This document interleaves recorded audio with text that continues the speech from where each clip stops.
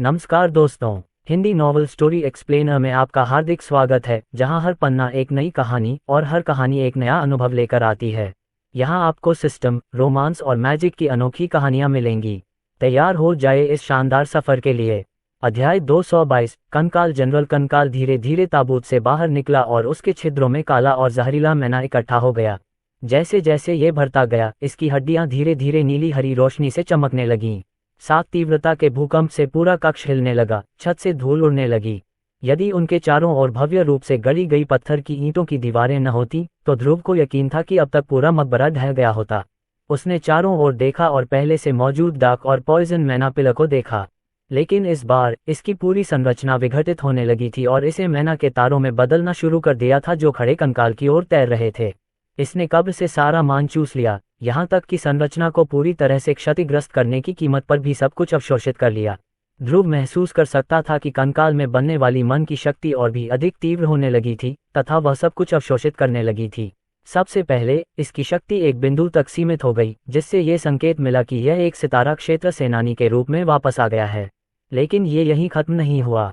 हवा में घूमती हुई नेक्रोटिक ऊर्जा एक दूसरे से टकराने लगी, जिससे गुच्छे बनने लगे जो अंततः मैना की एक और विशाल गेंद में बदल गए। धीरे धीरे ये रोशनियां एक एक करके चमकने लगीं। कुछ ही सेकंड में कंकाल एक स्टार मरे हुए प्राणी से नॉर्थ स्टार मरे हुए राक्षस में बदल गया। ऐसे महान प्राणी का सामना करने पर ध्रुव को पहली बार पसीना आ गया। वह एक मरे हुए प्राणी के निर्माण को देखने में इतना मग्न था कि उसने उसमें निहित जोखिम और खतरे को पूरी तरह से नजरअंदाज कर दिया। अब नीली हरी प्रकाश में आंखों वाली एक नौ सितारा कंकाल अपनी ताबूत से उसे घूर रहा था। उसने अपना हाथ उठाया और हवा को इस तरह पकड़ लिया जैसे कि वह अभी भी तलवार चला रहा हो। फिर उसने बिना किसी अतिरिक्त बल के अपना हाथ ध्रुव की ओर नीचे लाया और सारा काम गुरुत्वाकर्षण को करने दिया। ध्रुव के रोंगटे खड़े हो गए, क्योंकि उसे सहज ही आभास हो गया था कि खतरा उसकी ओर आ रहा है। वह ठीक उसी समय नीचे झुका जब एक अदृश्य कटने वाली ताकत ने अचानक पूरे दालान को दो हिस्सों में विभाजित कर दिया, जिससे इसकी प्राचीन पत्थर की ईंट की दीवारें एक असंतुलित संरचना में बदल गईं। ये देखकर कि उसका हमला विफल हो गया है, कंकाल ने अपनी तलवार फिर उठाई और दूसरी दिशा से घुमाकर ध्रुव को ऊपर और नीचे के आधे हिस्सों में विभाजित करने का इरादा किया। ध्रुव के पैरों के पास से मिट्टी का एक ढेर उछला, जिसने उसे अदृश्य कटनी रेखा से ऊपर उठा दिया, इससे पहले कि वह फिर से दालान में कहर बर पाती। ध्रुव को पता था कि उसे कुछ करना होगा। उसने अपना हाथ उठाया और चार सितारा मंत्र, सूर्य का धधकता क्षेत्र और भेदी बवंडर को सीधे कंकाल की ओर फेंक दिया, इस बात की परवाह किए बिना कि ताबूत के पास रखे खजाने टुकड़ों में बिखर गए। उसके सामने आग का एक बड़ा गोला प्रकट हुआ, जो लगभग दालान जितना बड़ा था। उसने इस छोटे से सूरज को कंकाल में फेंका, जिससे कुछ ही सेकंड में सब कुछ बिखर गया और वह टकराने पर फट गया। बहुत जल्द ही सोने के सिक्के और प्याले गोले के विस्फोट से निकली शुद्ध गर्मी से तरल में बदल गए। और यदि यह पर्याप्त नहीं था, तो कंकाल के ताबूत के अंदर एक बवंडर उत्पन्न हो गया, जिससे आग और भड़क गई तथा तापमान और भी अधिक बढ़ गया। लेकिन फिर भी कंकाल अपने ताबूत के ऊपर स्थिर खड़ा था। उसकी नीली हरी आंखें ध्रुव की ओर निर्जीव भाव से घूर रही थीं। इसका डार्क और पॉइजन मैना इतना अधिक था कि ध्रुव के चार स्टार मंत्रों से नष्ट नहीं हो सका। ये देखकर कि यह पर्याप्त नहीं था, उसने फ्रीजिंग टुंड्रा का इस्तेमाल किया, क्योंकि ठंडी हवा कक्ष की ओर बह रही थी, जिससे लपटें जम गईं और तरल सोना ठोस रूप में बदल गया। कंकाल के शरीर पर बर्फ जमने लगी, जो उसके रोमछिद्रों तक फैल गई। हालांकि यह अंत नहीं था। उन्होंने पृथ्वी की महान दीवार का निर्माण किया, जिसका उद्देश्य महान जनरल को उसके जीवन में एक और बार दफनाना था। फर्श से नुकीले कांटों के रूप में शुद्ध मिट्टी का पत्थर निकला और कंकाल की ओर घुस गया। जैसे जैसे यह जमीन से बढ़ता गया, पूरा मकबरा ही पत्थरों से ढका हुआ दिखाई देने लगा, और एक क्षण के लिए दालान में सन्नाटा छा गया। वाह गुरुजी, ये तो बहुत करीब था। जैसे ही कंकाल हिलना शुरू हुआ, भूरा पहले ही अपनी छाया रूप में बदल गया और ध्रुव के पैरों के नीचे छिप गया। डरावनी हड्डियां, उसने कहा, क्या अब हम घर वापस जा सकते हैं? ध्रुव को भी अदृश्य तलवार से दो टुकड़े कर दिए जाने का शौक नहीं था। हालांकि उसने कंकाल में कुछ अजीबोगरीब चीज नोटिस की। यद्यपि इसके शरीर में नौ सितारा जादूगर की जादुई शक्ति थी, फिर भी अपनी तलवार चलाते समय यह मुश्किल से ही कुछ इस्तेमाल करता था। अब ध्रुव को खुशी हुई कि इस मकबरे में कोई भी अवशेष हथियार नहीं बचा था। तभी ध्रुव के शरीर के चारों ओर एक प्रिज्मीय कवच दिखाई दिया। कुछ मिलीसेकंड बाद दफन मिट्टी का मकबरा लाखों टुकड़ों में फट गया, जिससे नुकीले घनाकार पत्थर दालान की ओर उड़ने लगे, जिनमें से प्रत्येक कांच की तरह चिकना था।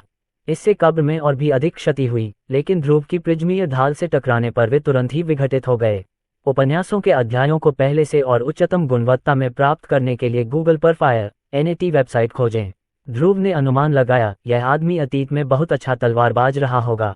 हाथ में तलवार न होने पर भी ये सिर्फ अपनी मुद्राओं के जरिए ही विनाशकारी हमले कर सकता है। ध्रुव ने अंदाजा लगाया कि इसमें एनीमे और फैंटेसी किताबों की तरह ही तलवार का इरादा है। तलवार पर उसकी महारत इतनी अधिक थी कि वह अपनी हड्डीदार उंगलियों को ही हथियार के रूप में इस्तेमाल कर सकता था। वह इसके अजीब हमलों के लिए केवल यही स्पष्टीकरण दे सकता था। आखिरकार उन अदृश्य कटों में कोई मन नहीं था। वे लहरें थीं, जैसे किसी तरह की गड़बड़ी जिसने पर्यावरण में मन के चारों ओर बहुत तेज लहरें पैदा कीं। उसने कंकाल की ओर देखा, उसकी हड्डियों में प्रचुर मात्रा में काला और विषैला मन बस यूं ही पड़ा हुआ था। ध्रुव चाहता तो आसानी से कब्र से बाहर निकल सकता था, लेकिन उसने इसे पराजित करने का अवसर देखा। श्रेया 3। ओह, क्या आप देवराज को कंकाल बना सकते हैं? उन्होंने स्वयं देखा कि किस प्रकार नेक्रोटिक ऊर्जा ने कंकाल को एक मरे हुए राक्षस में बदल दिया। श्रेया 3। ओ की फोटोग्राफिक मेमोरी के साथ इसकी प्रक्रिया को रिवर्स इंजीनियर करना और कंकाल की शक्ति को पूरी तरह से खत्म करना आसान था।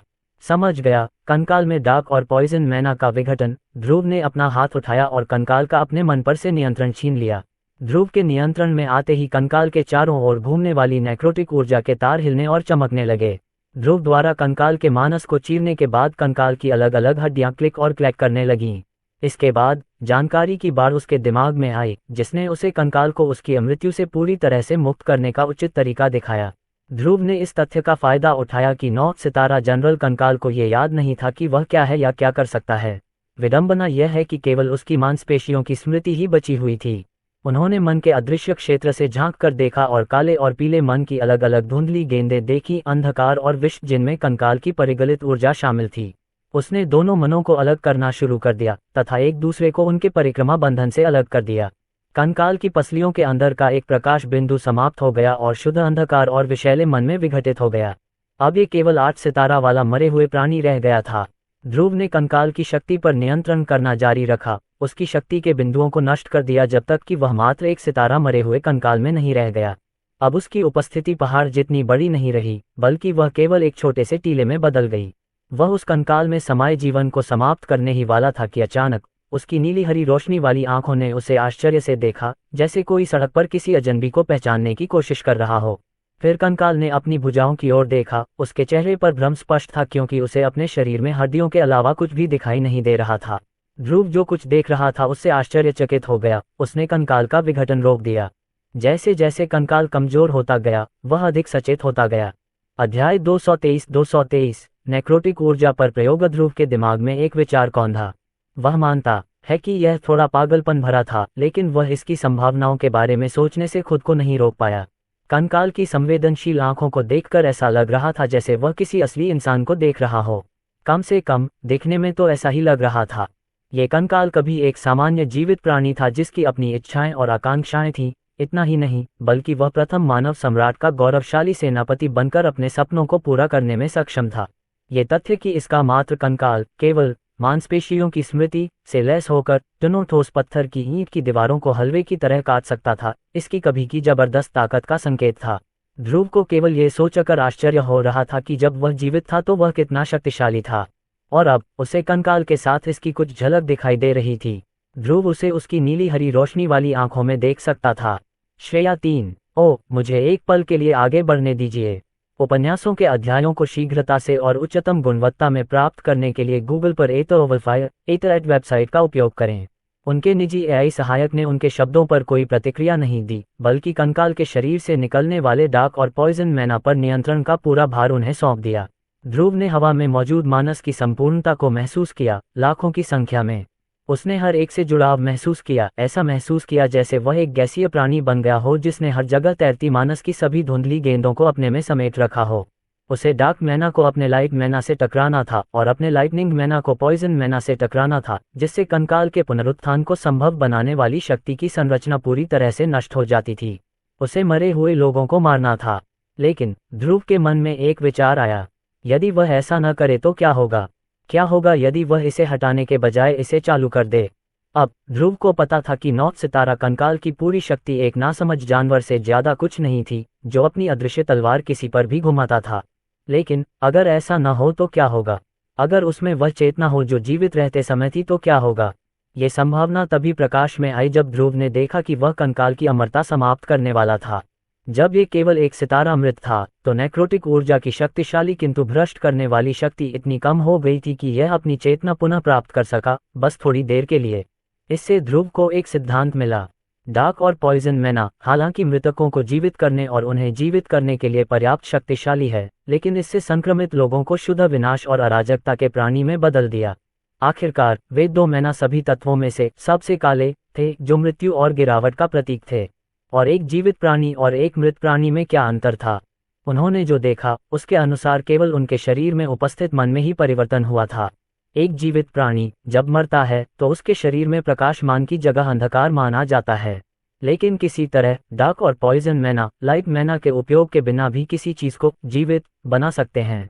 लेकिन क्या होगा यदि उन्होंने नेक्रोटिक ऊर्जा में लाइट मैना को जोड़ दिया? क्या होगा यदि वह डार्क और पॉइजन मैना के मिश्रण में लाइट मैना मिला दे? ध्रुव ने अपना हाथ उठाया और अपने हृदय से कुछ निकाला, प्रकाश मन का एक एकल कण। प्रकाश की यह धुंधली गेंद धीरे धीरे कंकाल की ओर बढ़ी, नीले हरे प्रकाश की एक किरण की ओर जो कंकाल की खोपड़ी के चारों ओर घूम रही थी। ध्रुव अपने सर्वोच्च कौशल के कारण मन की वास्तविकता को देखने में सक्षम हो गया। उन्होंने प्रकाशमान को अंधकार और विश्वमान की दोहरी कक्षा में प्रवेश करने का आदेश दिया। उसने इसे और आगे धकेला जिससे ये नेक्रोटिक ऊर्जा में परिक्रमा करने लगा, और जैसे ही यह घूर्णन में प्रवेश किया, डार्क मैना अचानक अपने मूल मार्ग से दूर चला गया और लाइट मैना की ओर आकर्षित हो गया। दोनों एक दूसरे को चुंबक की तरह आकर्षित करने लगे। इसके परिणामस्वरूप टकराव हुआ जिसमें लाइट मैना ने डार्क मैना को नष्ट कर दिया और इसके विपरीत इससे पॉइजन मैना लक्ष्यहीन रूप से इधर उधर भटकने लगा। पहला प्रयास विफल होने पर ध्रुव ने अपना हाथ उठाया और अपने कोर से 1000 से अधिक लाइट मैना निकाली। इस बार उन्होंने तीनों के संयोजन के साथ प्रयोग करना शुरू किया। 1000 लाइट मैना ने व्यक्तिगत रूप से डार्क और पॉइजन मैना की जोड़ी में प्रवेश किया।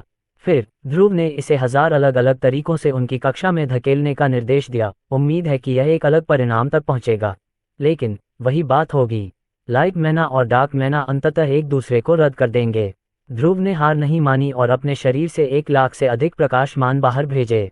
श्रेया 3 ओ ने देखा कि वह क्या कर रहा था और उसने अपनी कार्यप्रणाली को परिष्कृत करना शुरू कर दिया, जैसे कि वह एक विज्ञान प्रयोग की तरह हो जिसमें विभिन्न चरों और स्थिरांकों का एक साथ परीक्षण किया जाता हो।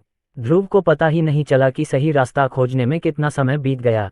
सबसे पहले डार्क और पॉइजन मैना को उनकी कक्षा से अलग करके वह डार्क मैना से अलग लाइट मैना को मिश्रण में जोड़ सकता था। जैसा कि उन्होंने पहले पाया, प्रकाश और विश्वमान एक दूसरे के पूरक थे, जिससे एक मजबूत बंधन बना और एक दूसरे के जादुई गुणों में वृद्धि हुई। ध्रुव ने फिर डार्क मैना को मिक्स में शामिल किया। इस बार लाइट और पॉइजन मैना के बीच का बंधन डार्क मैना को लाइट मैना से टकराने से रोकने के लिए पर्याप्त था, जिससे एक दूसरे को रद्द कर दिया गया। उन्होंने नेक्रोटिक ऊर्जा में लाइट मैना को सफलतापूर्वक जोड़ दिया था, लेकिन एक नई समस्या खड़ी हो गई। लाइट मैना बहुत ज्यादा हावी हो गई और उसने कंकाल की संरचना को ही शुद्ध करना शुरू कर दिया। ध्रुव ने देखा कि वह हड्डियों को खाकर उन्हें सफेद राख में बदल रहा है। नेक्रोटिक ऊर्जा को अभी भी डार्क ऊर्जा के बड़े मिश्रण की आवश्यकता थी। ध्रुव ने सोचा कि एकमात्र उपाय यह है कि बिजली के मान को अंधेरे मान में जोड़ दिया जाए। आखिरकार दोनों मानों में प्रकाश और जहर की तरह एक पूरक बंधन था। ध्रुव को यकीन था कि इससे कंकाल की शुद्धि का मुद्दा हल हो जाएगा। हालांकि वह अनुभव से ये भी जानता था कि सभी 4 मान डार्क, पॉइजन, लाइट और लाइटनिंग का संयोजन एपेक्स जगुआर की तरह एक मिनी बम को स्थापित करेगा। यह एक ऐसी समस्या थी जो उसे परेशान कर रही थी, लेकिन बाद में उसे एहसास हुआ कि इसका समाधान उसके सामने ही मौजूद है। क्या वह भी सभी तत्वों का संयोजन नहीं था? यूनिटी मन सभी 8 ज्ञात तत्वों का संयोजन था। और जब ध्रुव ने मित्रिल आर्टिफैक्ट में यूनिटी मैना को जोड़ने की कोशिश की तो उसने पाया कि इसका संयोजन अत्यंत अस्थिर और विस्फोटक था। तो फिर वह विस्फोटक क्यों नहीं था? उसने जिन प्रीतम को जगाया था उनमें से कोई भी अपने विकास के क्षण तक क्यों नहीं टुकड़े टुकड़े हो गया? इसका उत्तर यही होगा कि सजीव प्राणी निर्जीव प्राणी से भिन्न था, और यह कंकाल हालांकि हड्डियों के अलावा कुछ भी नहीं था, एक अर्थ में जीवित था, जिसका मतलब था कि यह संभवतः यूनिटी मैना के संयोजन को बिना विस्फोट के लाखों टुकड़ों में बदल सकता था। तो फिर जवाब सरल था, उसे इस मरे हुए राक्षस को जगाना चाहिए। ध्रुव ने अपना हाथ उठाया और अपना दूसरा सर्वोच्च कौशल सक्रिय किया, उपहार प्रदान करना। श्रेया 3 ओ ने कब्र में मौजूद हर डार्क और पॉइजन मैना को अपने नियंत्रण में ले लिया, जिससे कंकाल की नेक्रोटिक ऊर्जा बनती है। फिर उसने उन्हें एक जगह इकट्ठा करना शुरू कर दिया ताकि सुप्रीम स्किल को पकड़ने के लिए एक संपूर्ण प्राणी बनाया जा सके। ध्रुव ने अपनी नीली हरी रोशनी वाली आंखों से कंकाल को देखा और कंकाल ने भी उसकी ओर प्रतीक्षा करते हुए देखा। उसने केवल एक शब्द कहा, जागो। अध्याय 224 विक्रांत। एक सफेद रोशनी ने कंकाल को ढकना शुरू कर दिया, जो उसे सर्वोच्च कौशल की शक्ति से नहला रहा था। ये ध्रुव की नसों में प्रवाहित होने लगा तथा सभी आठों तत्व मिलकर एकता का निर्माण करने लगे। जैसे ही ये शब्द उसके मुंह से निकले, वह कंकाल में मौजूद नेक्रोटिक ऊर्जा के संपर्क में आ गया, और एक सामान्य जीवित प्राणी की तरह उसके सर्वोच्च कौशल ने कंकाल की मन संरचना को बदलना और विकसित करना शुरू कर दिया और उसमें यूनिटी मन के रहस्यों को भर दिया।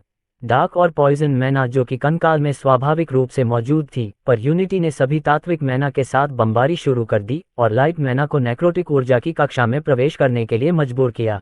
डार्क और लाइट मैना जो एक दूसरे को रद्द करने वाले थे, विनाश के अलावा एक दूसरे के साथ एक बंधन बनाने लगे।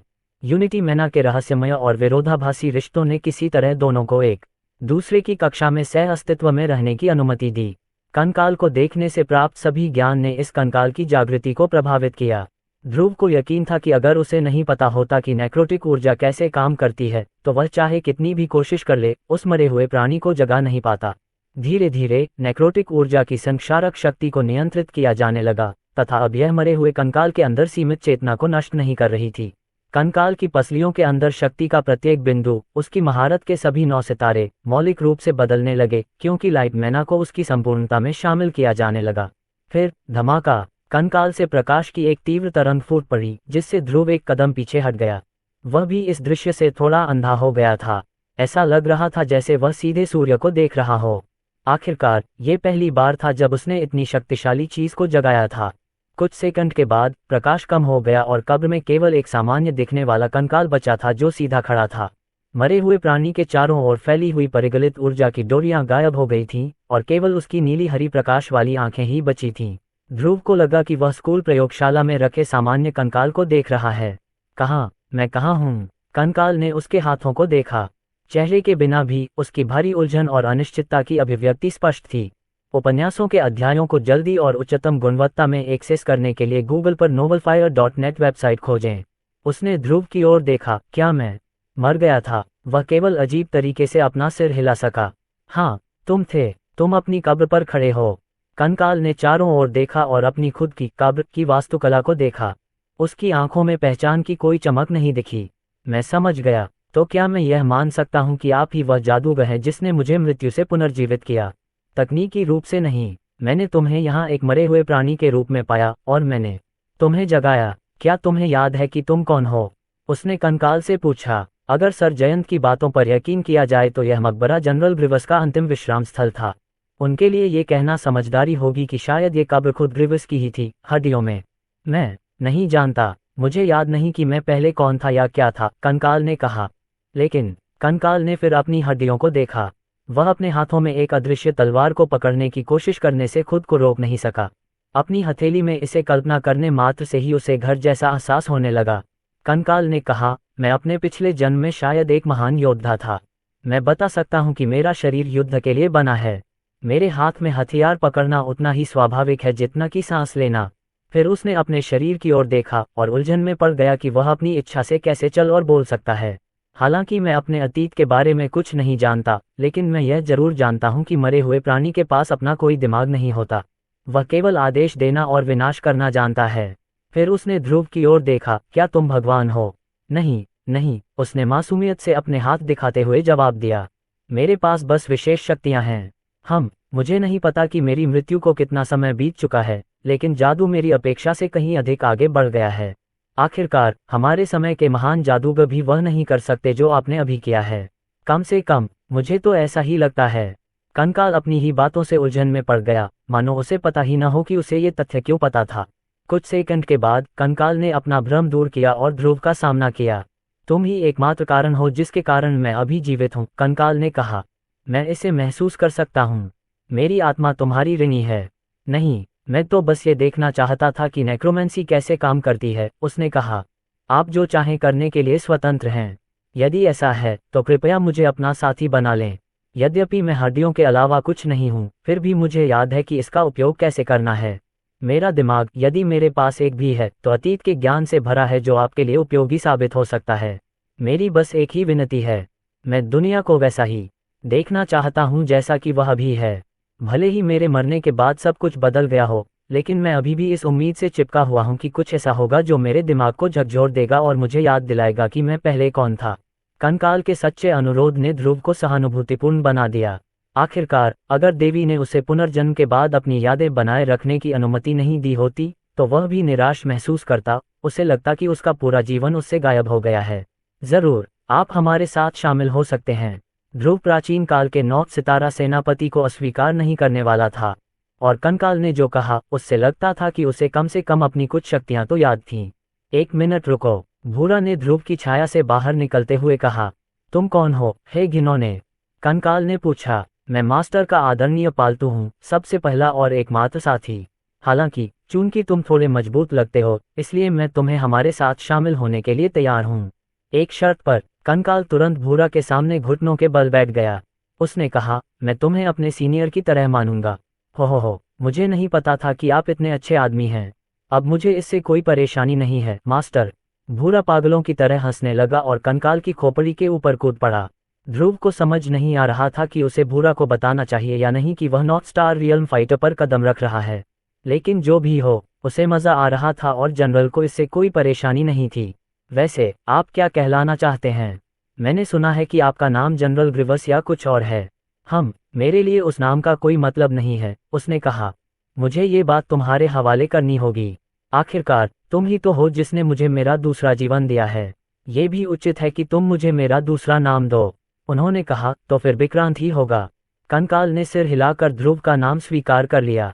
भूरा ने फिर अपने जूनियर को बधाई दी और उसे जूनियर के लिए सभी नियमों और विनियमों के बारे में बताना शुरू किया, जिसमें सम्मानपूर्वक व्यवहार करना और ध्रुव के सिर पर थपकी देने में सीनियर का पहला अधिकार शामिल था।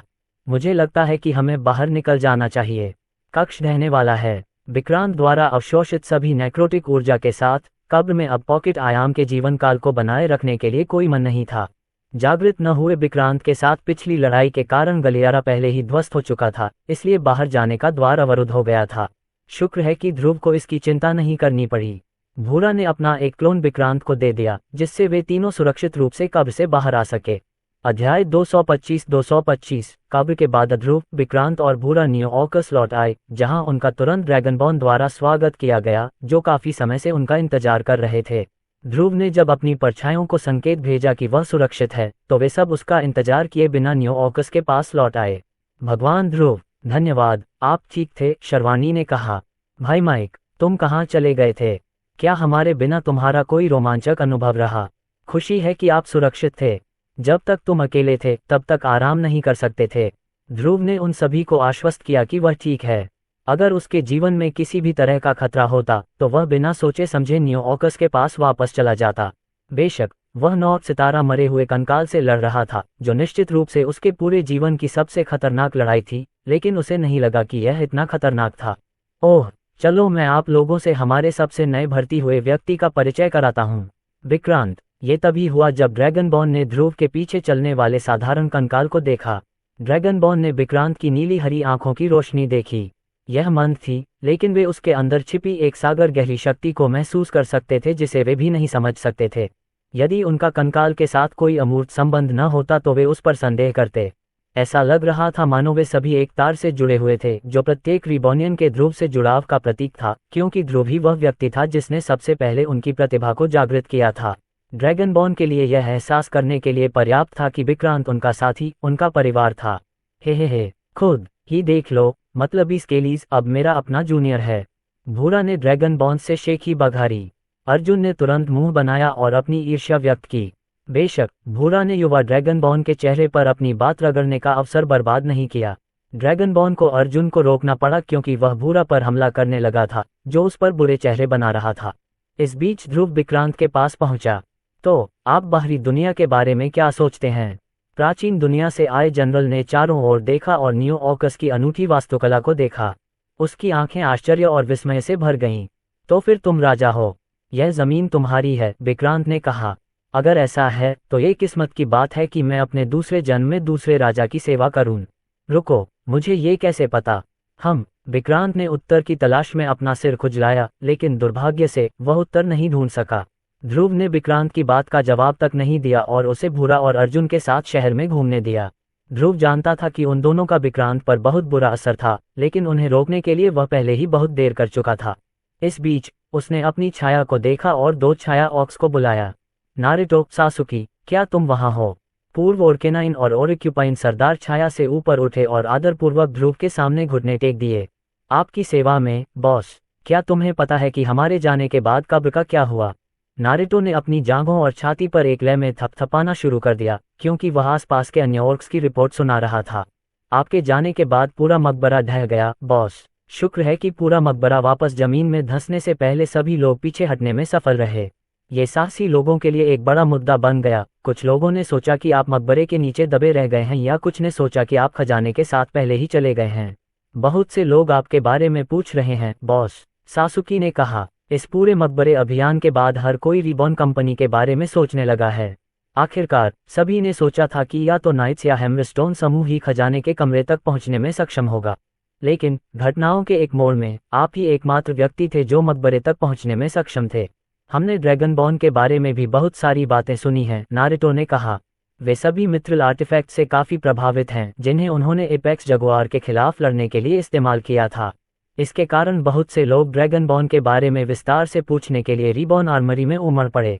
मित्रिल कलाकृतियों के प्रकट होने से काफी हंगामा मच गया, जैसा कि ध्रुव ने उम्मीद की थी।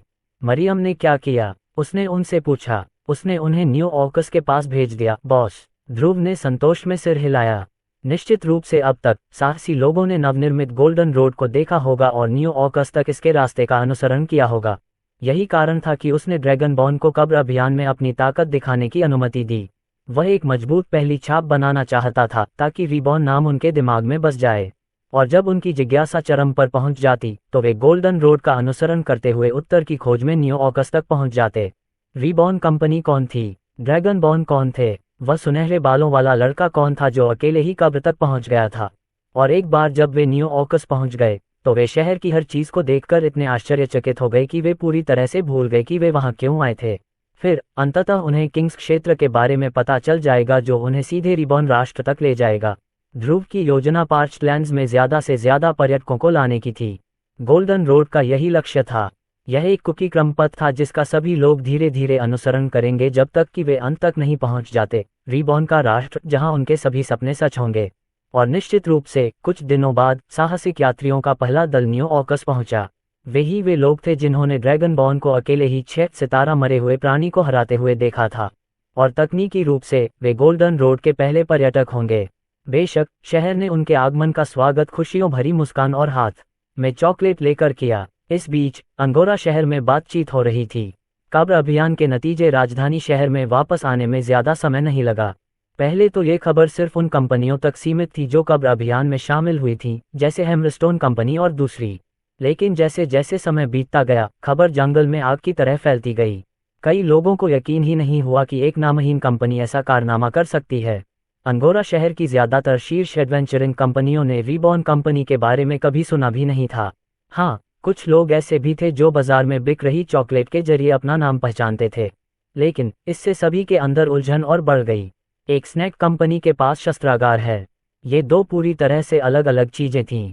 उपन्यासों के अध्यायों को जल्दी और उच्चतम गुणवत्ता में एक्सेस करने के लिए गूगल पर novelfire.net वेबसाइट खोजें। इतना ही नहीं, ऐसी अफवाहें भी थीं कि रिबॉर्न कंपनी के एडवेंचरिंग दल के पास मित्रिल अवशेष थे। यह विचार ज्यादातर लोगों के लिए बेतुका था, खासतौर पर अंगोरा शहर की स्मिथिंग कंपनियों के लिए। वे जानते थे कि यह कितना दुर्लभ है और कोई भी इसे इतनी आसानी से नहीं खरीद सकता, भले ही उनके पास दुनिया का सारा पैसा हो। यहाँ तक कि हैमरस्टोन एडवेंचरर्स के नेता बुच को भी अपनी कंपनी को यह विश्वास दिलाना पड़ा कि जो उसने देखा वह वास्तविक था। बेशक सर जयंत को भी दरबार के अन्य शूरवीरों की ओर से संदेह भरी निगाहों से देखा गया। हर कोई रिबॉर्न कंपनी के बारे में अटकलें लगाने लगा, लेकिन उनमें से किसी को भी ये पता नहीं था कि उनकी अपनी परछाई उनके पैरों के नीचे अप्राकृतिक रूप से हिल रही थी और बदल रही थी। अध्याय 226 अंगोरा शहर की तैयारी। कब्र अभियान की घटनाओं के कुछ दिनों बाद न्यू ऑकस में चीजें शांत हो गईं। विक्रांत ने प्राचीन युग के 9 सितारा मरे हुए जनरल के रूप में अपनी विशेषज्ञता को जल्दी से दिखाया। ऐसा लगता है कि उसने अपने पिछले जीवन में सीखे गए सभी भौतिक कला मंत्रों को बरकरार रखा है, और अब वह प्रीतम और ड्रैगनबोर्न को वह सब कुछ सिखाने के लिए इसका इस्तेमाल कर रहा था जो उन्हें सीखना था। ये ड्रैगनबॉर्न के लिए एक चेतावनी थी, क्योंकि विक्रांत अपने प्रशिक्षण की दिनचर्या को लेकर काफी सख्त थे। वह सुबह सुबह सभी को जगाकर दौड़ाते थे जबकि सूरज अभी भी क्षितिज में छिपा हुआ था। हाँ हाँ भाई माइक, मदद करो, अर्जुन ने कहा। जैसे ही उसने अपने पैरों को आगे खींचा, वह न्यू ऑकस के चारों ओर चक्कर लगाने से पूरी तरह थक गया था। ध्रुव ने प्रीतम की तरफ देखा और देखा कि वे सभी जमीन पर गिरे हुए हैं। विक्रांत ड्रैगनबॉर्न पर काफी कठोर था, उसने उन्हें 10 गुना ज्यादा कष्ट दिए। क्या सब ठीक है? उसने विक्रांत से थोड़ा चिंतित होकर पूछा। हाँ ध्रुव, हालांकि मेरे मरने के बाद से ये दुनिया काफी बदल गई है, फिर भी मुझे यकीन है कि इन नौजवानों की शारीरिक बनावट उतनी अच्छी नहीं है। वे हमारे आम सैनिकों से भी बेहतर नहीं हैं। निश्चित रूप से आपके राज्य के लिए सेनापति बनने के लायक नहीं हैं। कम से कम मुझे तो ऐसा ही लगता है। मुझे याद नहीं है। हो बूढ़े मूर्ख, हमने सुना है, अर्जुन चिल्लाया। अरे, मेरे अलावा किसी और जूनियर पर चिल्लाना मना है, भूरा ने विक्रांत की खोपड़ी के ऊपर से कहा। भाई, ध्रुव को निश्चित रूप से राजा होने की आड़ में इस सारी ट्रेनिंग से छूट दी गई थी। हालांकि ध्रुव खुद को राजा नहीं मानता था, लेकिन अगर उसे ट्रेनिंग छोड़ने की अनुमति मिलती तो वह खरगोश की तरह तेजी से उस भूमिका को ग्रहण कर लेता। अंततः आन्या और एग्नेस ने उनसे संपर्क किया, जिन्होंने ग्रीवस को संदेह की दृष्टि से देखा। सर ध्रुव, आपके दोस्त के बारे में?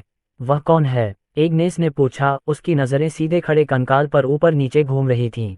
ओह, मैंने उसे अभी अभी कहीं पाया, उसने समझाया। क्यों, क्या तुम उसे पहचानते हो या कुछ और?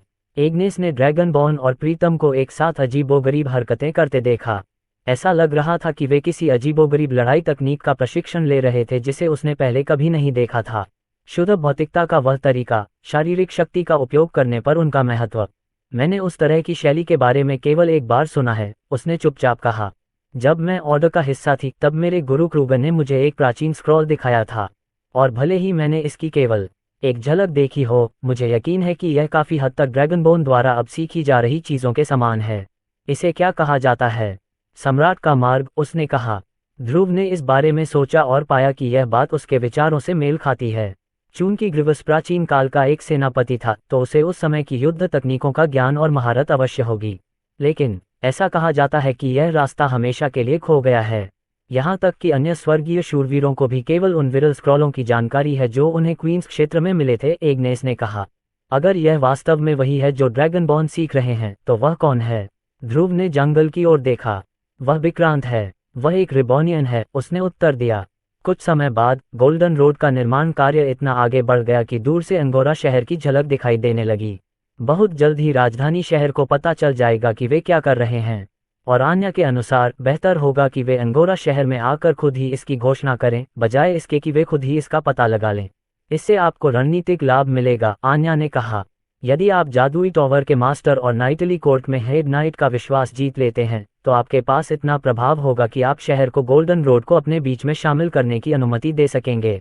ध्रुव ने जवाब दिया, मुझे पता है कि टॉवर मास्टर से कैसे मिलना है, लेकिन मुझे नहीं पता कि शूरवीरों से कैसे संपर्क करना है। चिंता मत करो, मैं अपना परिचय दूंगा और उनके दरबार में एक मुलाकात का अनुरोध करूंगा। मुझे लगता है कि कब्र में आपने जो किया उसके बाद वे निश्चित रूप से आपकी उपस्थिति का स्वागत करेंगे। अन्या इस तथ्य की ओर संकेत कर रही थी कि ध्रुव ने मित्रिल कलाकृतियों के असंख्य उपयोग के माध्यम से प्रीतम की वास्तविक शक्ति का प्रदर्शन किया। यहाँ तक कि शूरवीरों के पास भी अवशेष कलाकृतियों का सीमित भंडार था, जिसमें केवल टुकड़े और कभी कभी टूटे हुए टुकड़े ही होते थे। फिर भी रीबॉर्न कंपनी अचानक सामने आए और उसने इनका पूरा सेट अपने पास होने का दावा कर दिया। मुझे आश्चर्य है कि वे कैसे प्रतिक्रिया देंगे जब उन्हें पता चलेगा कि ड्रैगनबॉर्न के पास सिर्फ हथियार ही नहीं हैं, बल्कि कवच भी हैं।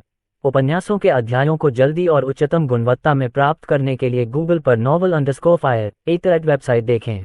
कुछ दिनों की तैयारी के बाद ध्रुव और उसके सहयोगी अंततः न्यू ऑकस से रवाना हुए और कुछ ही दिनों में अंगोरा शहर पहुंच गए।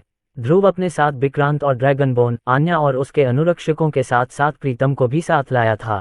बेशक भूरा और शैडो ऑक्स हमेशा छाया में मौजूद रहते थे, अपने आसपास की हर चीज पर नजर रखते थे। ये काफी महत्वपूर्ण अवसर होगा, क्योंकि यह पहली बार होगा जब ध्रुव क्वींस क्षेत्र को ऑटोमोबाइल दिखाएंगे। यद्यपि न्यू ऑकस में कारों का आना जाना पहले से ही काफी सामान्य बात थी, फिर भी यह क्वींस क्षेत्र के समाजों से इतना अलग थलग था कि व्यावहारिक रूप से कोई भी इसके बारे में नहीं जानता था। लेकिन एक बार ध्रुव ने इसे अंगोरा शहर में दिखा दिया तो अंततः यह अन्य क्षेत्रों में भी फैल गया। ये सब ध्रुव को गोल्डन 500, जो कि विश्व भर की कंपनियों की रैंकिंग है, में स्थान दिलाने की योजना का हिस्सा होगा। इस योजना का अभिन्न अंग जिग्नेश था, जो नेशन ऑफ रिबॉर्न का पत्रकार संवाददाता था। वह ध्रुव के साथ अंगोरा शहर आया था, इस उम्मीद में कि उसकी कंपनी उसके शोधपत्र प्रकाशित करेगी। उम्मीद है कि यह रिबॉर्न कंपनी के लिए रैंकिंग में आगे बढ़ने के लिए पर्याप्त होगा। जो यात्रा सप्ताह भर की होनी चाहिए थी, वह वाहनों की गति और दक्षता के कारण मात्र कुछ दिनों में पूरी हो गई। वास्तव में, यदि गोल्डन रोड का निर्माण कार्य अंगोरा शहर तक पूरा हो गया होता तो ये समय बहुत कम होता। ध्रुव एक चट्टान पर खड़ा था, जहां से दूर स्थित अंगोरा शहर दिखाई दे रहा था। उसने दूर से मैजिक टॉवर देखा। अब भी वह टॉवर द्वारा शहर को नुकसान से बचाने के लिए लगाए गए जटिल जादू और मंत्रों को देख सकता था। ये किंग्स ब्रिज सिटी में मैजिक टॉवर से बहुत अलग नहीं था। मैजिक टॉवर के ठीक बगल में एक महल था जो खाई से घिरा हुआ था। यहीं पर अंगोरा शहर का शासक रहता था, और इस महल की सुरक्षा नाइटली कोर्ट द्वारा की जाती थी, जो ऑर्डर के शूरवीरों और स्क्वायरों से बना था। ये 3 संस्थाएं ही राजधानी शहर के राजनीतिक परिदृश्य का निर्माण करती थीं। क्या तुमने आने वाली घटना के लिए तैयारी कर ली है? आन्या ने पूछा। मैंने किया, उन्होंने जवाब दिया। मैंने चॉकलेट व्यापारियों से पहले ही रिबॉर्न कंपनी के लिए संभावित मुख्यालय की तलाश करने को कहा है। मुझे उम्मीद है कि आप बहुत सारा पैसा लेकर आए होंगे, उसने चिढ़ाते हुए कहा। अंगोरा शहर एक राजधानी शहर है। वहाँ रियल एस्टेट का मालिक होना काफी महंगा हो सकता है। ध्रुव ने एक बार फिर अंगोरा शहर की ओर देखा और मुस्कुरा दिया। अध्याय 227 अंगोरा शहर में प्रवेश। सुबह सुबह अंगोरा शहर की दीवारों पर तैनात सैनिक दूर से आ रही गड़गड़ाहट की आवाज सुनकर जाग गए। वे अपनी चौकियों पर पहुंचे और शीशे से झांक कर आगे हो रही हलचल को देखने की कोशिश करने लगे। तभी उन्होंने देखा कि विशाल धातु के जानवर समतल भूमि से तेजी से गुजर रहे हैं। उन्होंने तुरंत घंटियां बजाईं और अपने वरिष्ठों को इस बारे में बताया कि उन्होंने क्या देखा। अधिकांश सैनिक ये सोचकर आगामी युद्ध की तैयारी कर रहे थे कि वे दुश्मन द्वारा घेर लिए गए हैं। लेकिन जब ये खबर अंगोरा शहर के हर अधिकारी के पास फैल गई, तो अंततः ये खबर जादूगर की पोशाक पहने एक दाढ़ी वाले आदमी के कानों तक पहुंची। उसका कमरा अंगोरा की सबसे ऊंची इमारत की सबसे ऊपरी मंजिल पर था, जहां से पूरा इलाका और उसके आसपास के विस्तृत क्षेत्र दिखते थे। वहां उस आदमी ने ध्रुव की गाड़ियों को मैदानों में घोड़े से भी ज्यादा तेज रफ्तार से दौड़ते देखा। उसने अपने हाथ में एक स्क्रॉल देखा। प्रिय देवदत्ता, कृपया मेरे प्रिय मित्र का अपने निवास में स्वागत करें, टावर मास्टर। वह काफी भारी भरकम छोटा सा व्यक्ति हो सकता है, लेकिन उसका इरादा अच्छा है। इसे मेरे प्रति एक एहसान के रूप में नहीं, बल्कि अपने प्रति एक एहसान के रूप में समझें। ध्रुव के साथ गठबंधन करना आपके और बाकी सभी के हित में है। आपका सच्चा सेबेरस। देवदत्त ने जादुई टॉवर से सीधे दीवारों पर जाने से पहले एक बार फिर दूर स्थित वाहनों को देखा। जो सैनिक अपने कवच उठाने के लिए दौड़ रहे थे, वे प्रसिद्ध टावर मास्टर के अचानक प्रकट होने से आश्चर्यचकित हो गए। माननीय देवदत्त, क्या आप इस शत्रु से लड़ने में हमारी सहायता करने आए हैं? सैनिक ने पूछा। जादूगर ने अपना सिर हिलाया। मैं तुम्हें गलतफहमी से बचाने के लिए यहाँ हूँ। वह कोई दुश्मन नहीं है, इसलिए मेरा सुझाव है कि तुम अपने हथियार और अपने लड़ाके वापस ले लो, नहीं तो हमारे मैजिक टॉवर को हस्तक्षेप करने के लिए मजबूर होना पड़ेगा। सैनिकों ने तैरते हुए टावर मास्टर की ओर देखा और समझ नहीं पाए कि क्या करें। कुछ ही सेकंड बाद महल से ही एक दूत आया और उसने सैनिकों को आवाज लगाए। झूठी चेतावनी, वह चिल्लाया। उनका स्वागत हमारी पूरी विनम्रता से किया जाना चाहिए। सैनिकों ने एक दूसरे की ओर देखा और फिर नीचे की ओर इशारा करते हुए विशाल क्रॉसबो को खोलना शुरू कर दिया। देवदत्त ने फिर महल की ओर देखा और मन ही मन बुदबुदाया, लगता है कि वे रिबॉर्न कंपनी में भी रुचि रखते हैं। कोई भी ऐसा ही चाहेगा, खासकर तब जब यह अफवाह फैली हो कि उनके पास क्या क्या है। ध्रुव की गाड़ियां अंततः अंगोरा शहर पहुंच गईं। यहां तक कि दूर से भी वह कुछ उत्सुक सिरों को दीवारों से बाहर निकलकर अपनी धातु की गाड़ियों को देखने के लिए देख सकता था। आन्या तुरंत बाहर निकल गई। ध्रुव उसके पीछे था। उसने उसे मोंटगोमरी परिवार का प्रतीक निकालकर गार्डों को दिखाते हुए देखा, जिन्होंने तुरंत दरवाजा खोल दिया। ध्रुव ने अंगोरा शहर के चारों ओर देखा और पाया कि द्वारों के चारों ओर काफी भीड़ जमा हो रही थी। तभी उसे एक शक्तिशाली रहस्यमयी कला के उपयोगकर्ता की उपस्थिति का एहसास हुआ। हवा में मौजूद मन असामान्य रूप से उत्तेजित, कांपते हुए और उसका ध्यान ऊपर की ओर आकर्षित कर रहे थे। उसने उनकी दिशा का अनुसरण किया और एक बूढ़े व्यक्ति को देखा जिसकी दाहिनी आंख पर एक निशान था। वह हवा में लहराते हुए अपने वस्त्रों के साथ आसमान में तैर रहा था। आप अवश्य ही टावर मास्टर होंगे, ध्रुव ने कहा और वह उस बूढ़े व्यक्ति के पास पहुंचा। फुफुफु, सेबेरस सही था। आप रहस्यमय कलाओं में भयानक रूप से प्रतिभाशाली हैं। आप ऐसा क्यों कह रहे हैं? ध्रुव ने पूछा। मैं अपनी उपस्थिति आपसे छिपाने की कोशिश कर रहा था। उच्च स्तरीय मंत्रों का सहारा लेने के बावजूद भी मैं आपकी नजरों में खुद को छिपा नहीं पाया। बहुत प्रभावशाली। मेरा नाम देवदत्त वाटरदीप है और मैं वास्तव में अंगोरा शहर का टावर मास्टर हूँ। बूढ़े आदमी ने सम्मानपूर्वक सिर हिलाकर ध्रुव को अपना परिचय दिया। उपन्यासों के अध्यायों को शीघ्रता से और उच्चतम गुणवत्ता में प्राप्त करने के लिए गूगल पर etovelfire.net वेबसाइट खोजें। क्या तुमने मेरे बारे में सुना है? देवदत्त ने कहा, सेबेरस तुम्हारे बारे में बात करना बंद नहीं करेगा। तुम नहीं जानते कि सेबेरस ने कितने स्क्रॉल भेजे थे। सभी में वैंडरबिल्ट परिवार के प्रतिभाशाली लड़के का वर्णन था। मैंने भी अफवाहें सुनी हैं, युवा लड़के। वे कहते हैं कि तुम न केवल रहस्यवादी कलाओं में प्रतिभाशाली हो, बल्कि तुम्हें अपने दादा के कौशल भी विरासत में मिले हैं। सेबेरस का कहना है कि तुमने दक्षिण के अफवाह भरे बंजर इलाकों में अपना खुद का राष्ट्र स्थापित किया, रेगिस्तान से स्वर्ग का निर्माण किया। और केवल इतना ही नहीं, बल्कि आपने हाल ही में एक बहुत बड़ी उपलब्धि भी हासिल की है, जनरल ग्रिवस की कब्र पर विजय प्राप्त करना। इससे उच्च वर्ग में काफी हलचल मच गई।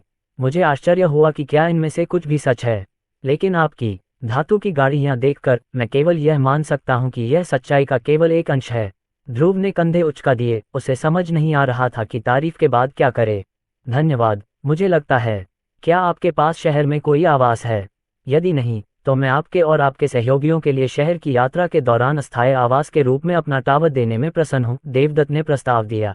रुको, हमारा न्यायालय तुम्हें हमारे अस्तबल में भी जगह देने का प्रस्ताव करता है। ध्रुव ने नीचे देखा तो सर जयंत और कुछ अन्य शूरवीर द्वार पर आए हुए थे। नमस्ते ध्रुव, काफी समय हो गया है, सर जयंत ने सम्मान के संकेत के रूप में अपने सीने पर हाथ रखते हुए कहा। हमें मकबरे में बात करने का मौका नहीं मिला, खासकर तब जब आपने खुद इस पर विजय प्राप्त कर ली। लेकिन जब मैंने अपने वरिष्ठों से बात की तो उन्होंने मुझे आपको हमारे नाइटली कोर्ट में आमंत्रित करने के लिए नियुक्त किया है। हम आपके और आपकी कंपनी के साथ एक समझौते पर चर्चा करना चाहते हैं। ध्रुव ने कहा, मैजिक टावर से मिलने के बाद मैं आपके प्रस्ताव पर विचार करूंगा। सर जयंत और शूरवीर सम्मानपूर्वक पीछे हट गए और अपने दरबार में लौट आए। ध्रुव को नहीं लगता था कि ऑर्डर के साथ मीटिंग रिजर्व करना इतना आसान होगा, लेकिन ऐसा लग रहा था कि रिबॉन कंपनी की ख्याति आखिरकार फैलने लगी थी। देवदत्त, क्या मैं जादुई टावर देखने जा सकता हूँ? ध्रुव ने पूछा। बूढ़े आदमी ने बिना किसी हिचकिचाहट के सहमति जताई। बेशक, तुम्हारा यहाँ आना हमारे लिए सम्मान की बात होगी। ये सिर्फ इसलिए नहीं है कि सेबेरस तुम्हारा बहुत सम्मान करता है, बल्कि इसलिए भी है क्योंकि मुझे लगता है कि तुम में बहुत क्षमता है। मैं टावर पर तुम्हारा इंतजार करूंगा। देवदत्त ने अपना हाथ उठाया और आकाश से वापस जादुई टावर पर पहुंच गया। इससे ध्रुव और अन्य लोग द्वार पर अकेले रह गए। आन्या ने पहले ही गार्डों के साथ कुछ व्यवस्था कर ली थी और अब वे अपनी इच्छानुसार अंगोरा शहर में प्रवेश करने के लिए स्वतंत्र थे। बेशक, शहर में ध्रुव का पहला मिशन सोने के लिए जगह ढूंढना था। यह उनका अंतिम मुख्यालय और रिबॉन कंपनी मॉल के लिए जगह होगी। आदर्श रूप से ध्रुव चाहता था कि यह शहर के ठीक बीच में स्थित हो, लेकिन वह जानता था कि उस तरह की भूमि प्राप्त करना कठिन होगा। ये सिर्फ पैसे का मामला नहीं था, बल्कि यह भी कि क्या ये पहले से ही प्राप्त करने योग्य था। ध्रुव, अंगोरा शहर में आपका स्वागत है। शहर में ध्रुव और उसके दल का स्वागत करने के लिए चॉकलेट व्यापारियों के पहुंचने में ज्यादा समय नहीं लगा। ध्रुव ने ऑटोमोबाइल का उपयोग किया और सड़कों पर इसका प्रदर्शन किया, जिससे सभी को घोड़े रहित गाड़ियों का जादू देखने को मिला। इससे काफी हलचल मच गई, क्योंकि इस नए वाहन को देखने के लिए बहुत से लोग सड़कों पर उमड़ पड़े। अध्याय 228 भटकता अंगोरा शहर। ध्रुव ने शर्वानी और अन्या को रिबॉन कंपनी की व्यवस्था करने का काम सौंप दिया, जबकि वह स्वयं अंगोरा शहर की खोज में निकल गया। उन्होंने उनसे दोहराया कि यह पुनर्तः एक वैज्ञानिक प्रयास है, जो उन्हें इस नए और अज्ञात स्थान की घटनाओं का अवलोकन करने का अवसर प्रदान करेगा। बेशक, उनके बारे में बहुत सी अटकलें लगाई गईं कि वह केवल, जैसा कि वे कहते हैं, खेल रहा था। भूरा के साथ होने से उन्हें ये और भी स्पष्ट हो गया कि वह बस इस नए शहर में आराम करना चाहता था। शुक्र है कि एक राष्ट्र का नेता होने का एक लाभ यह था कि वह जो चाहे कर सकता था। इसलिए उन्होंने अंगोरा शहर की सड़कों पर घूमना शुरू किया और वहां की अनोखी वास्तुकला और संस्कृति को देखा, जो अभी भी अपने मध्ययुगीन रूप में थी। पत्थर की ईंटों से बनी सड़कों पर घोड़े की गाड़ियां बेतहाशा दौड़ती हैं और उनकी बिछाई अभी भी हर जगह मौजूद है। इस दुनिया में लोगों के लिए ये सामान्य बात थी। वह चलता रहा और भोजन, लोगों, हर उस चीज को देखता रहा जो उसे दिख रही थी। उसे यह बहुत अजीब लगा कि उसने इस जगह पर इतने सारे अर्धमानव नहीं देखे। वे निश्चित रूप से मौजूद थे, लेकिन किंग्स क्षेत्र में जितनी संख्या में वे थे उतनी नहीं। उन्होंने सुना था कि अधिकांश राजधानी शहरों में रहने की महंगी स्थिति के कारण अर्धमानवों को वहां रहने में कठिनाई होती है।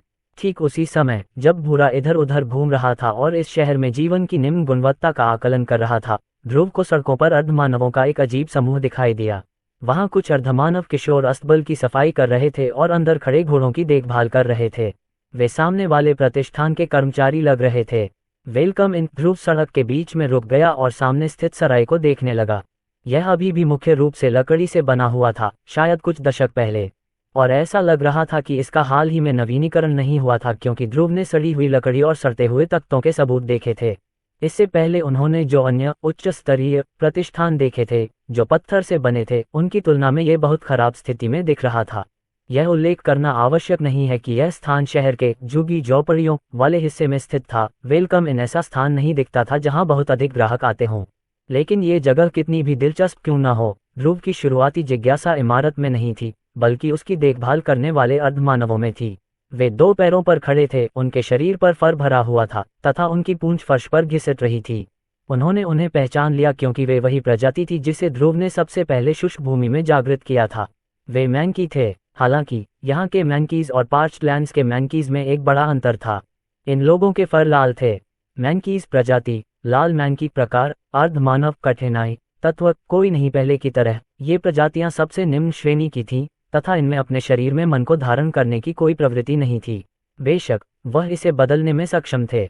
अब मैंकी रिबॉर्न के पूरे राष्ट्र में सबसे प्रतिभाशाली समूह थे।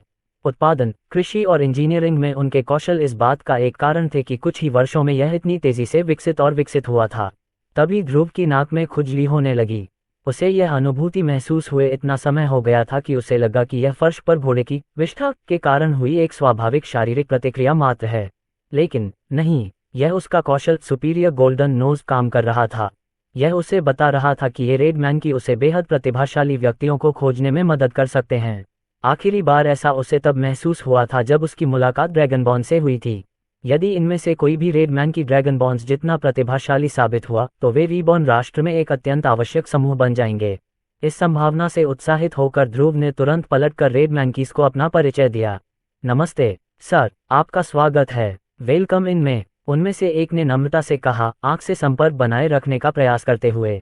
आपका स्वागत है सर, बाकी लोगों ने भी ऐसा ही कहा। ध्रुव ने भूरा को संकेत भेजा और बैंगनी रंग के स्लाइम ने तुरंत अपने क्लोनों को रेड मैंकीज की छाया में रहने के लिए भेज दिया।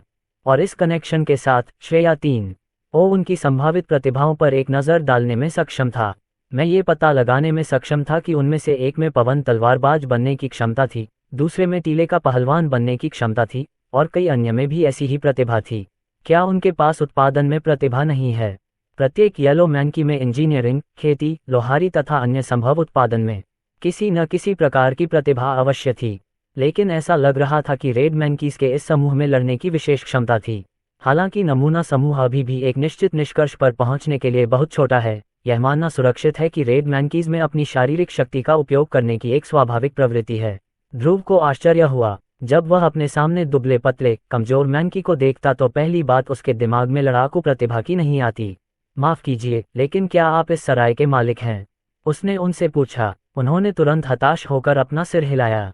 नहीं नहीं नहीं सर, उन्होंने कहा, हम बस मदद करते हैं। तो आप सभी कर्मचारी हैं?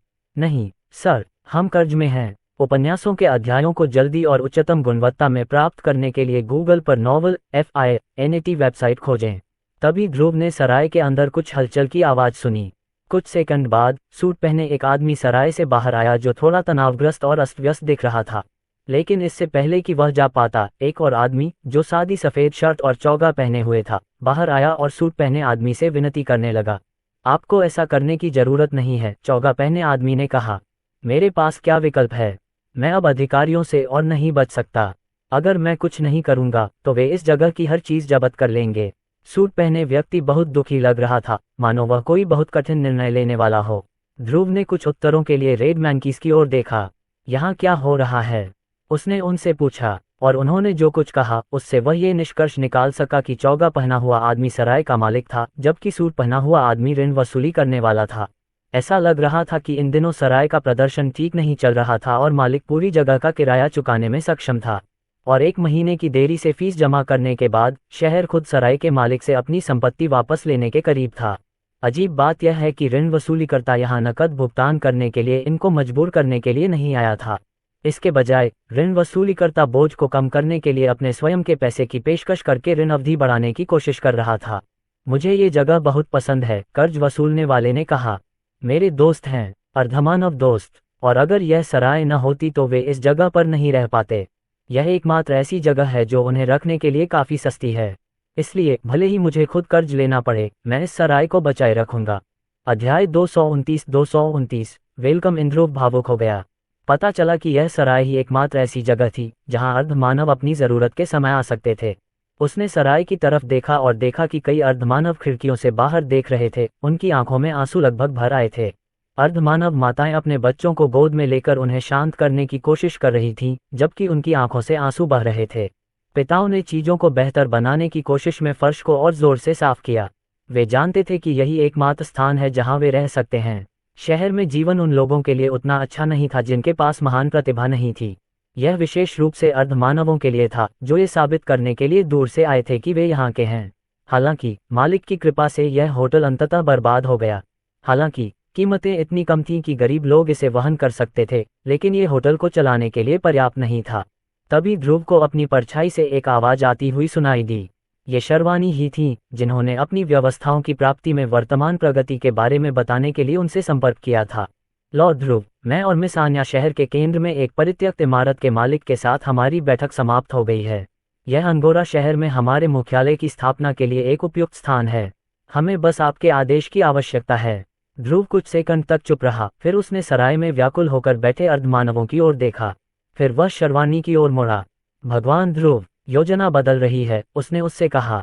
मैं शहर में एक और जगह खरीदने की सोच रहा हूँ। कोई ऐसी जगह जो मुझे घर की याद दिलाए। अगर उसे रिबॉर्न के राष्ट्र में सभी अर्धमानवों की मदद न मिलती तो वह कौन होता? उसे उन्हें भी बचाना चाहिए था। उसने ठीक समय पर अपना सिर उठाया जब सैनिकों का एक समूह शाही पोशाक पहने एक व्यक्ति को लेकर मार्च करता हुआ अंदर आया। सराय में मौजूद सभी लोगों के चेहरे पर निराशा के भाव देखकर यह अनुमान लगाना सुरक्षित था कि यह व्यक्ति आधिकारिक तौर पर उस जमीन को वापस लेने आया था जिसे मालिक ने किराए पर लिया था। नमस्कार, मैं यहाँ एक शाही व्यक्ति के रूप में शहर के शासी निकाय द्वारा वेलकम इन के मामले की देखरेख करने के लिए भेजा गया हूँ। आपके और नगर निगम के बीच हुए अनुबंध के अनुसार ये संपत्ति अब इसके असली मालिक द्वारा जब्त कर ली जाएगी, क्योंकि 3 महीने तक किराया नहीं दिया गया है। शाही पोशाक पहने व्यक्ति ने एक स्क्रॉल पढ़ते हुए घोषणा की। आधे साल से किराया नहीं दिया गया है। कृपया, क्या आप हमें और समय दे सकते हैं? सराय मालिक ने विनती की। सैनिकों ने सराय के मालिक को राजा के पास पहुंचने से रोक दिया, इससे पहले कि राजा ने स्वयं इसकी अनुमति दी होती। मुझे खेद है, उसने कहा। जितना मैं आपकी मदद करना चाहता हूं, यह अनुबंध रहस्यमय रूप से बाध्यकारी है।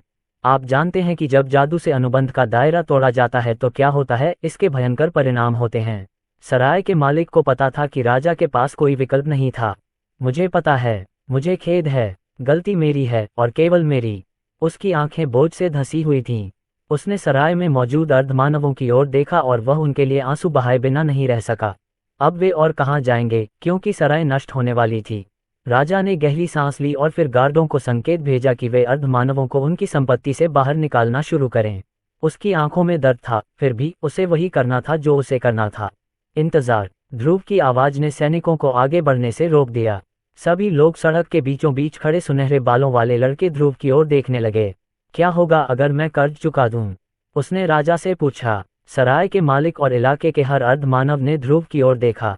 उनकी आंखों में, उनकी आत्माओं में थोड़ी सी उम्मीद जगी, जो अंततः खत्म हो गई। एक बच्चा क्या अच्छा कर सकता है?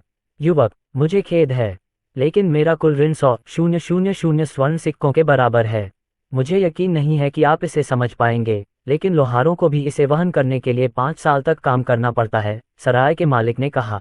उपन्यासों के अध्यायों को जल्दी और उच्चतम गुणवत्ता में प्राप्त करने के लिए गूगल पर novelfire.net वेबसाइट देखें।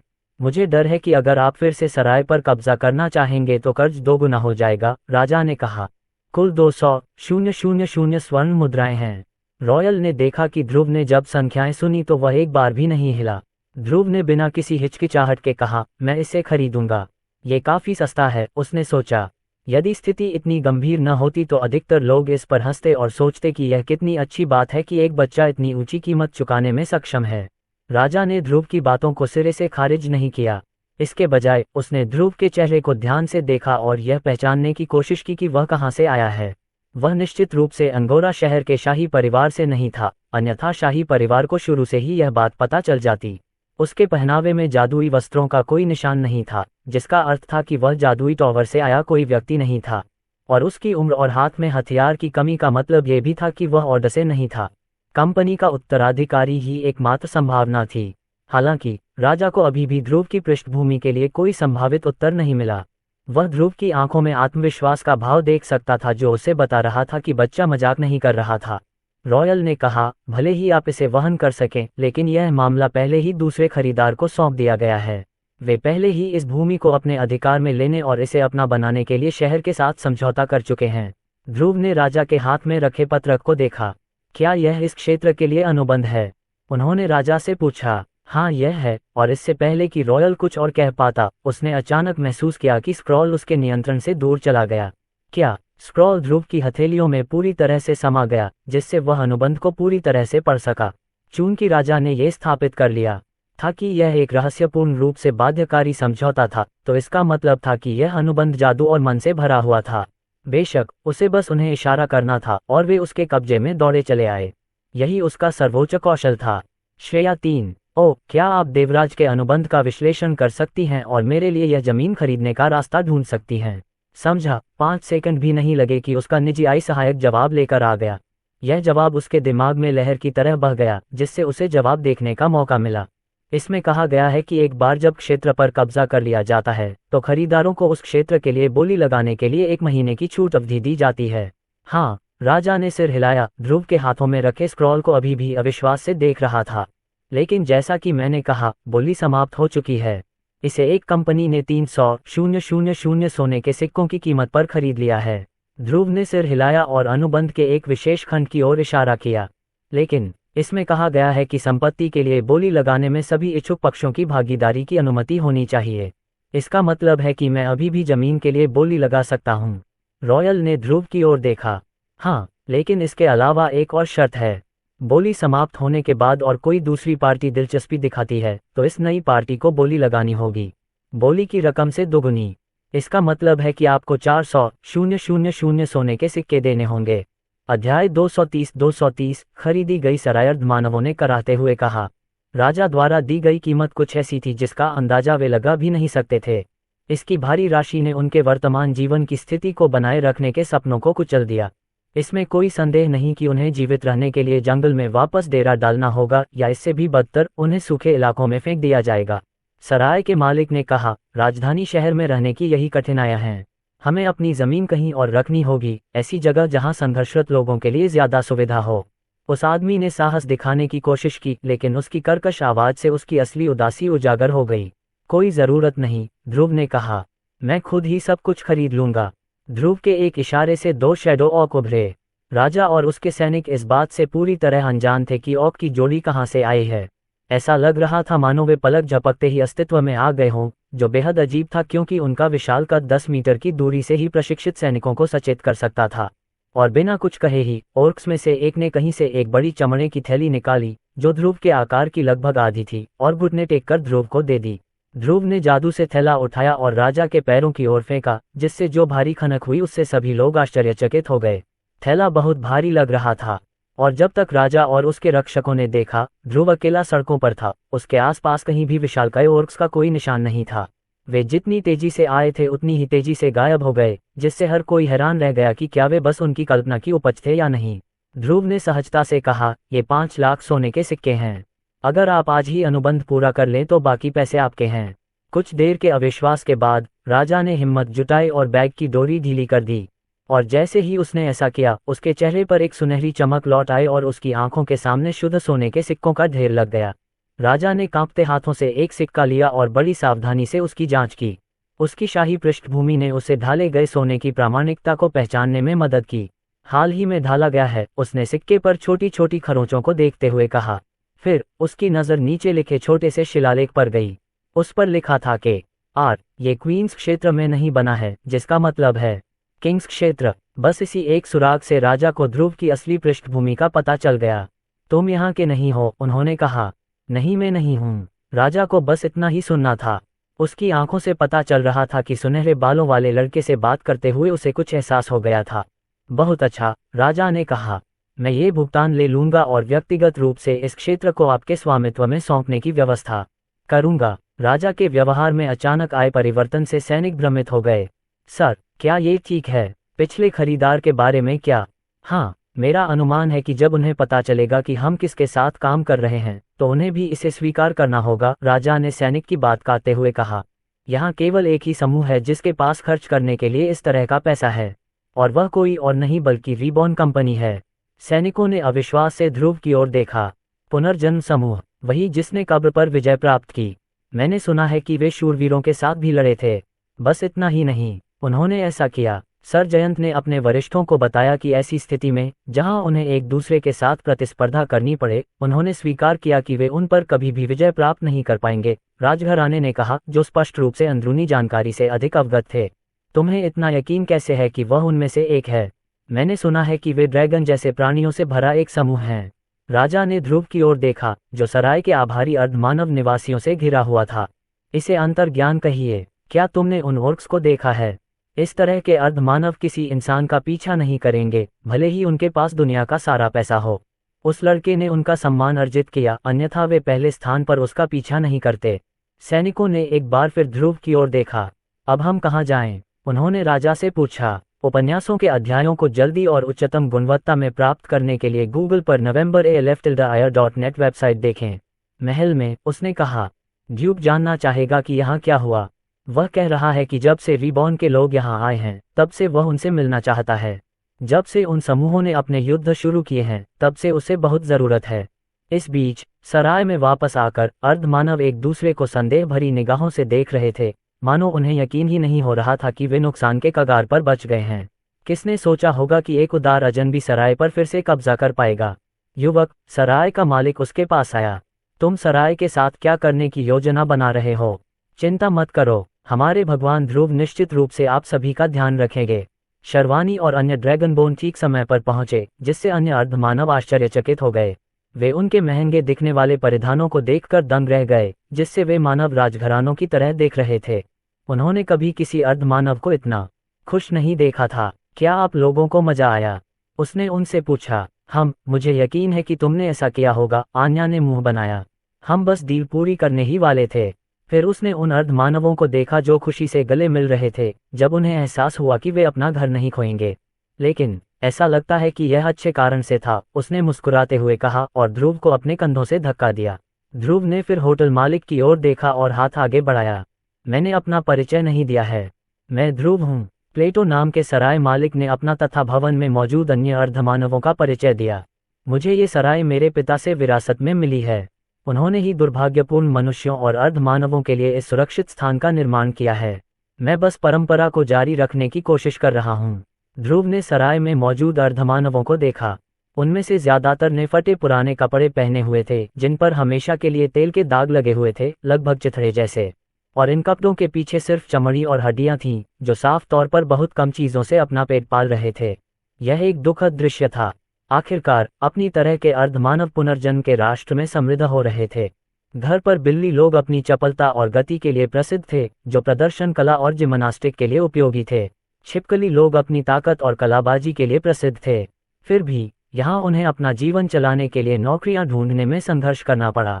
मैं इस सराय को एक अलग तरीके से पुनर्निर्माण करने की योजना बना रहा हूँ। इसे इस शहर में हमारी कंपनी के संचालन का आधार बनाना चाहता हूँ। मैं आप में से प्रत्येक को एक विकल्प दूंगा। या तो आप नई इमारत में रहें, या आप किंग्स क्षेत्र में अपने भाइयों के साथ हमारे देश में वापस चले जाएं। अर्धमानव उसे भ्रमित होकर देखने लगे। शर्वानी ने इसे खुद को और प्रीतम के बाकी सदस्यों को पेश करने के लिए एक संकेत के रूप में लिया। उसने रेगिस्तान में स्वर्ग की कहानियां बुनना शुरू कर दिया कि कैसे यह एक ऐसी जगह हो सकती है जिसे वे घर कह सकते हैं। मैं इसे देखना चाहता हूँ। मेरा परिवार अभी भी किंग्स क्षेत्र में है। हो सकता है कि वे भी आपके राष्ट्र में शामिल हो गए हों। वह जगह यहाँ से भी बेहतर लगती है। कृपया हमें वहाँ रहने की अनुमति दें।